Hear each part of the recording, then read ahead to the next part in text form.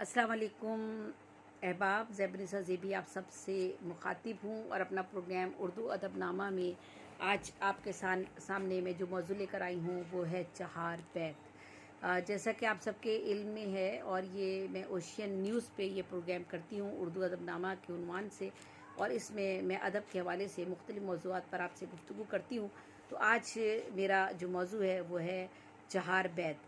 तो चहार बैत क्या है और ये चहार बैत नज़्म की सिनफ है और ये किस तरह से लिखी जाती है और क्या तरीक़ाकार है, इसका उसलूब का क्या तरीक़ाकार है और इसकी ये टेक्निक क्या है, ये मैं आपको आज बताने जा रही हूँ।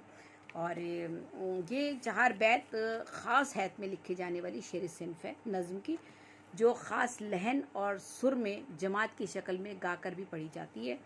चहार बैत ने ईरान में आँख खोली और चहार बैत का मरकज़ व मंबा सरज़मीन अफ़गानिस्तान बना।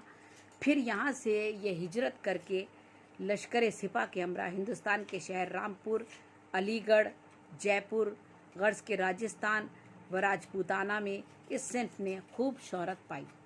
आपने तारीख़ी हवाला देखा इसका कि ये किस तरह से कहाँ से ईरान में इसने चहार बैत का ईरान से इसका जन्म हुआ और इसका मरकज़ व मंबा जो था वो सरज़मीन अफ़गानिस्तान बनी और यहाँ से इसने फिर हिजरत की और ये हिंदुस्तान के शहर रामपुर, अलीगढ़, जयपुर और राजस्थान और राजपूताना के जो इलाके थे वहाँ पर इस सिन्फ ने बहुत शोहरत पाई। किसने? चहार बैत ने। ज़माने कदीम में जब रूमी और फ़ौजी छावनियाँ इसका मरकज़ थी तो इस सिन्फ में बहादुरों, मुजाहिदों और फ़ौजियों के जज्बात, जोश व वलवले को और उनके जोश वलवले को उभारने के लिए अशार की शक्ल में पेश किए जाते थे। रजिया अंदाज अपनाया जाता था और रजिस का जन्म अरब से हुआ। अस्करी नगमा और ये अंदाज़ ईरान में होता हुआ फिर अफ़गानिस्तान पहुंचा और 18वीं सदी के अवाइल में चहार बैत पश्तो ज़बान से होते हुए फ़ारसी और फिर उर्दू में कही जाने लगी। ठीक है, यानी इब्तिदा में तो ये दूसरी ज़बानों में लिखी जा रही थी ना, फिर बाद में जब उर्दू में भी लिखी जाने लगी, पश्तो ज़बान से होते होते फिर ये फ़ारसी और फिर उर्दू में कही जाने लगी। क्या चीज़? चहार बैत। अजदाद व असलाफ के बहादुरी के कारनामे, किस्सों और उनके किस्सों को चहार बैत में पेश करने का अमल बर-ए-सग़ीर पाक व हिंद में अख़वानों की आमद से हुआ और फ़ारसी चहार बैत के साथ साथ उर्दू चहार बैत भी मुख्तलिफ़ असनाफ़ और तर्ज़ असलूब में लिखी जाने लगी। लेकिन बाद में चहार बैत को गज़ल का पैराया भी मैसर आया। यानी नज़म का तो एक तरीक़ाकार होता है ना, दो दो मिसरे रदीफ़ काफ़ी के साथ बदलते भी जाते हैं, उनको हम मुसम्मत के अंदाज़ में भी नज़म लिखते हैं और उनकी टेक्निकें और टेक्निक नज़म की तो बेशुमार हैं जिस तरीके से वो लिखी जाती है। लेकिन इसको हमने चहार बैत को गज़ल का पैराया भी दिया। गज़ल का अपना एक पैराया होता है, अपना एक तरीक़ाकार है गज़ल लिखने का। वो उस पैराए में भी अगर ये लिखी गई चहार बैत और गज़ल की रंगीनी, दिलसोज़ी, जज्बा, जोश, इश्क, दिलकशी और हर किस्म के जज्बात और एहसासात को इजहार की क़ुव्वत रखने वाली इस सिन्फ ने चहार बैत को अपने अंदर समो लिया। यानी गज़ल का जो हुस्न और लताफ़त और नज़ाकत और नगमगी थी वो इस चहार बैत ने अपने अंदर समो ली। अमरोहा और मुरादाबाद, रामपुर, भोपाल और टोंक में यह सिन्फ खूब परवान चढ़ी और इसका आगाज़ नवाब वज़ीरुल दौला के अहद से हुआ। रामपुर के उस्ताद अब्दुल करीम खान ने अपने खलीफा करीम खान को चहार बैत के लिए टोंक भेजा। टोंक में इस वक्त भी 1 दर्जन से ज़ायद पार्टियाँ और उनसे लातादाद ज़ेली पार्टियाँ कायम हैं। चहार बैत लिखने वाले शौरा की भी कसीर आवाज़ और हुस्न और अदायगी, दफ़ की थाप, माहौल की रंगीनी और को पुरकैफ बनाती है और सामईन अश अश कर उठते हैं। यानी वहाँ भी चहार बैत अभी इस अंदाज़ में होती है। ये मैं अभी आगे चल के बता रही हूँ। यानी जो ये चहार बैत पढ़ा जाता है ना, इसका अंदाज़ जो है वो शौरा मिलकर इसको पढ़ रहे हैं, लहन में पढ़ रहे हैं, अपना आवाज़ और हुस्न अदायगी उसको देखते हैं, साथ में दफ़ भी की जो है वो बज रहा है, माहौल में एक रंगीनी है, एक पुरकैफियत है, पुरसरारियत है और बड़ा खूबसूरत सा एक अंदाज़ होता है चहार बैत को पढ़ने का। चहार बैत में इब्तिदा में रजिया मज़ामीन थे और इश्किया रंग इस पर हावी था और यही इसकी फिर पहचान बन गए। ठीक है, हैत के एतबार से पहले एक मतला कहा। अब देखिएगा, अब टेक्निक की बात कर रही हूँ मैं कि लिखी कैसे जाएगी। ये नहीं होगा कि आपने कहीं भी किसी भी जगह कोई रदीफ़ काफ़िया इस्तेमाल कर लिया, किसी जगह कोई भी मिसरा किसी भी तरीके से आपने एडजस्ट कर दिया, या सारे के सारे मिसरे जो है वो गज़ल के अंदाज में लिख दिए, या सारे के सारे मिसरे आपने नज़म की तरह लिखने, पाबंद नज़म की शक्ल में लिख दिया। नहीं, इसका एक ख़ास तरीक़ाकार है। चहार बैत की एक ख़ास टेक्निक है लिखने की। यानी हैत के एतबार से जब आप इसका मुताला करेंगे तो ये एक पहले इसका एक मतला लिखा जाएगा, फिर 3 मिसरे बंद के हम काफ़िया हम रदीफ़ होते हैं, चौथा मिसरा हम काफ़िया हम रदीफ़ मतले का होता है जो आपने मतला लिया था, और इसी तरह 4 मिसरों के बंद कहे जाते हैं, और मतले के हम काफ़िया व रदीफ़ चौथा मिसरा कहा जाता है। असल टेक्निक की तरफ मैं आ गई हूँ कि इसकी हैत क्या है, तरीक़ा कार क्या है। चूँकि 4 बैत मैंने भी लिखी हैं और मैंने बताया कि मैं नज़्म की 70 असनाफ़ पे शायरी कर चुकी हूँ, तो 4 बैत मैंने भी लिखी है। तो 4 बैत लिखने का जो टेक्निक बताई गई थी, मैंने उसी टेक्निक में 4 बैत लिखी है। अभी आप लोगों के सामने पेश करूँगी मैं 4 बैत।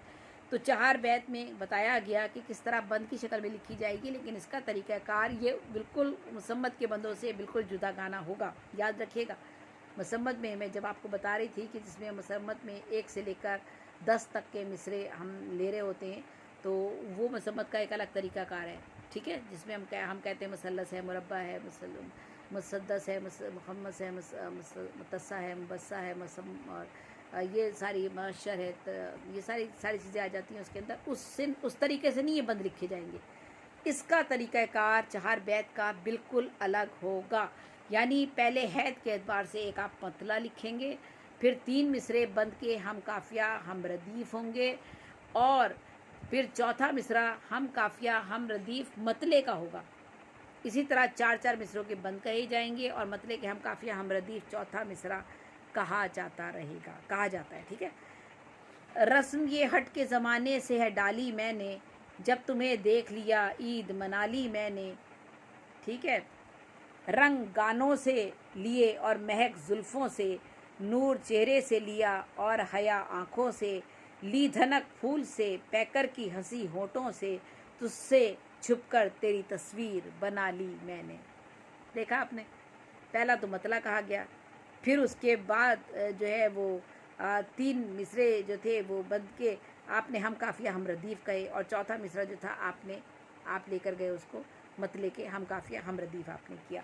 तो बंदों की तादाद की इसमें कोई कैद नहीं होती कि आप कितने बंद लिखेंगे। बंद शायर की मर्ज़ी पर मुनहसर होते हैं, 3, 4, 6 जितने चाहे वो बंद रख सकता है, लेकिन बाज़ औक़ात एक नज़्म में 4 बंद होते हैं, ठीक है। बाज़ औक़ात जिन्हें बैत कहा जाता है, गोया एक नज़्म में 4 बंद हो तो बेहतर है।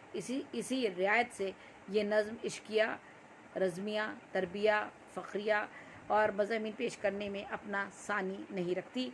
डॉक्टर मसरूर अहमद ज़ई कहते हैं कि दिल सोज़ी, दिल फ़रेबी, असर आफरीनी, कैफ़ व मस्ती, कैफ़ व सरूर, कैफ़ व दफ़ और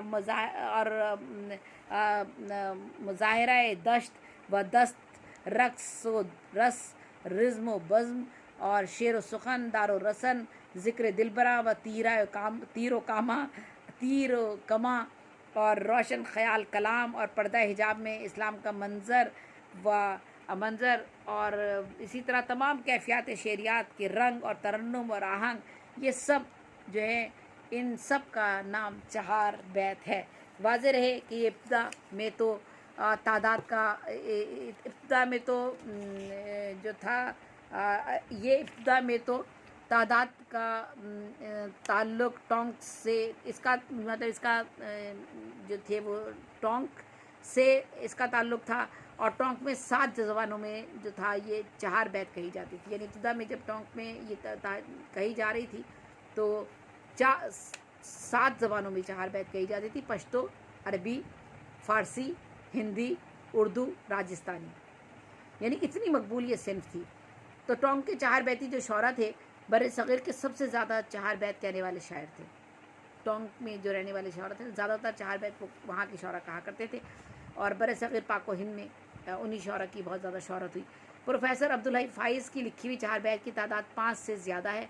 उनके मरतब करदा किताब 4 चाँद को बर सग़ीर में खूब शौहरत हासिल हुई, जबकि 4 बैत के दूसरे मारूफ शौरा में बड़ी बज़मी नवाब ताज, सैयद महमूद अली ख़ान महमूद, कैफ़ टोंकी, हबीबुल्ला ख़ान ज़ब्त उस्ताद आबरू हमीदुल्ला खां फ़ना, उस्ताद कैफ नवाब असद लखनवी, ज़हीर देलवी मुज़फ़्फ़र हैदराबादी, उस्ताद मीरा मौलाना रूही, फैज़ बिस्मिल सईदी, चंदन भारती, शमीम टोंकी, सेठ चंदन ने इस सिन्फ की खूब आबियारी की। चंदन भारती ने 150 के करीब 4 बैत कही। दे सुन रहे हैं आप। और उनके मजमू कलाम बहार चंदन, गुलजार चंदन और दीवान ताज है। भोपाल में 4 बैत का पहला अखाड़ा उस्ताद अली ख़ान ने कायम किया। मुरादाबाद में उस्ताद ग़ुलाम अली ख़ान के खुलफ़ाए ने अखाड़े कायम किए। और पाकिस्तान में 4 बैत की इब्तिदा अहले टोंक की पाकिस्तान हिजरत के बाद हुई। पाकिस्तान में भी 4 बैत का जिक्र हुआ है, ठीक है, मैं बताती हूँ अभी कहाँ। हैदराबाद और अंदरूनी सिंध नवाबशाह मीरपुर टंडो आदम 4 बैत की महफिल मुनक्किद की जाती है। पाकिस्तान में कहाँ पर? हैदराबाद, अंदरूनी सिंध नवाबशाह मीरपुर टंडो आदम में भी 4 बैत की महफिल मुनक्किद की जाती हैं।